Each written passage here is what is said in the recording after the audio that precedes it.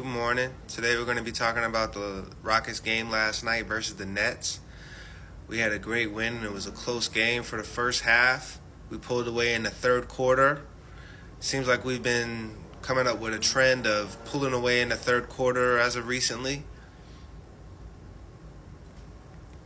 But overall, we did what needed to be done. So kudos to the Rockets. Kudos to the coaching staff. What I do have to say is we got to do a better job against the better teams and not just doing a great job against the weaker teams. In the first quarter, Alfred Sengun,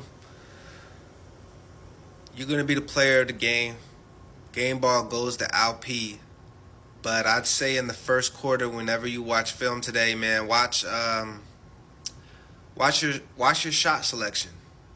Got to do a better job of your shot selection, especially in the first quarter. I saw some bad shots there. So take care of that. Watch that in the film study today. But you did a great job overall. 30 points. You've been stringing together a great couple of games, so kudos to you, man. In the second quarter and in the first half, we had a lot of turnovers. We did a better job in the second half, but we got to do a better job of controlling the ball, man. Focusing and carrying the ball and playing with purpose.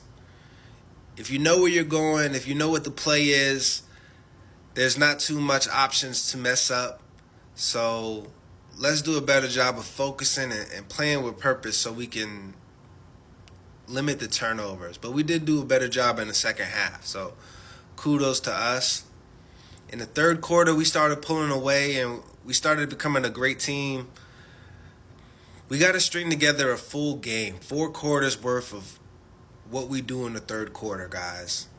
I understand that, there's championship players, championship teams, like the Warriors, for example, who have great third quarters and they had multiple championships.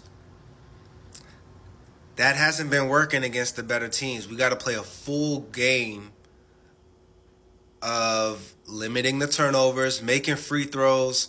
My challenge to Alfred Sengun, man, get up to 90% on those free throws. But the third quarter and making runs in the third quarter and having a good second half, that'll work against the weaker teams in the NBA. But next we play the Timberwolves, and after that we play the Bucks. You think that's going to work against them? So let's do a better job, guys. Let's do a better job of stringing together full games. When we string together full games, we'll be able to do a better job. And we play the Timberwolves next. So let's start with the next game.